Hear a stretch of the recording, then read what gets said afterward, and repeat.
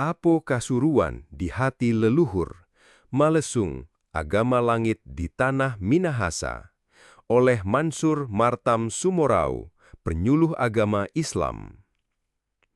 Pada tanah yang bernapas di antara gunung dan danau, tempat kabut turun seperti kidung doa, Minahasa menyimpan agama tua yang ditanam angin dan disiram cahaya bulan purnama. Ia disebut Kanaraman Emalesung atau Kanaraman Ne Mahasa. Bukan sekadar sistem kepercayaan, tapi jejak langit yang mengakar dalam tubuh bumi. Dalam bahasa jiwa, inilah agama bangsa Minahasa sebelum waktu bernama, sebelum peradaban datang membawa salib dan sabda baru. Mereka yang percaya menyebut nama suci, Empung Wailan Wangko, Sang Apo Kasuruan, pencipta segala yang tampak dan tak kasat mata. Ia tak dilukis dengan janggut panjang atau tongkat emas, karena dalam hati orang Minahasa, ia adalah orang tua agung, penjaga, pelindung, dan pemberi hidup. Bukan laki-laki, bukan perempuan, melainkan kekasih segala jiwa yang menyebut namanya dalam hening, dalam ritus dan dalam keseharian. Towar dan Lumimut, jejak wahyu leluhur. Menurut tutur turun-temurun, pemuka pertama agama ini bukan manusia biasa. Mereka adalah Apo Lumimut dan Apo Karema, dipilih bukan lewat musyawarah manusia, tetapi melalui bisikan gaib semesta. Mereka disebut walian, pengemban pengetahuan suci yang mampu menyembuhkan, menasehati, dan membimbing keturunan mereka, bangsa Minahasa, dalam jalur yang terang.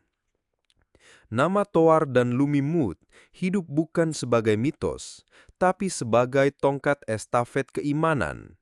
Di Pinabetengan, tempat di mana batu menuliskan sumpah dan langit menjadi saksi, disepakati bahwa seluruh anak-anak Apo wajib memegang teguh ajaran, tanah, dan budaya. 3 hal yang tak boleh dikorbankan atas nama zaman. Di sana doa-doa pertama dilafalkan, bahwa hanya kepada Empung sesembahan dipersembahkan, dan hanya kepadanya puji syukur diangkat. Ritus cahaya di bawah bulan purnama. Sekali sebulan, di bawah cahaya rembulan penuh, ritus dilakukan. Bukan sekadar seremoni, tapi pertemuan jiwa dengan semesta. Dulu di tengah hutan sunyi di bawah pohon tua, kini di rumah dengan kendaraan yang lalu lalang.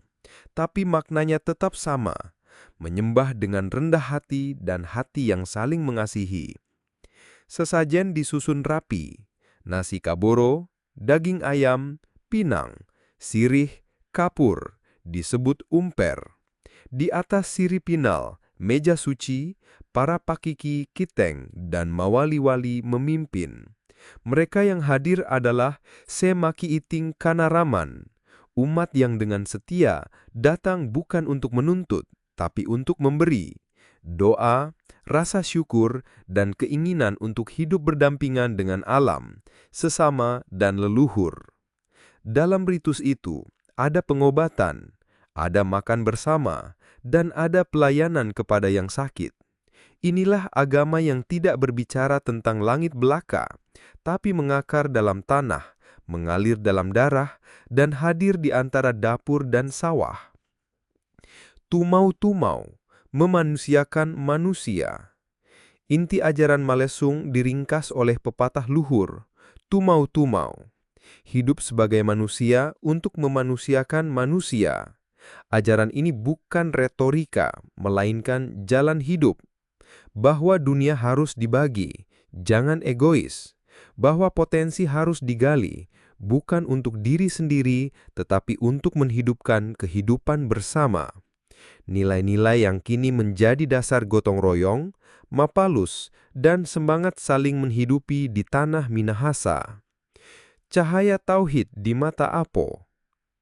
Ketika Islam datang, sebagian orang Minahasa tidak serta-merta menolaknya. Mereka mengenali sesuatu yang akrab, bahwa Tuhan itu satu, bahwa alam harus dihormati, bahwa sesama manusia adalah saudara. Disinilah tauhid dalam Islam menemukan gema di jiwa yang telah lama mengenal apokasuruan.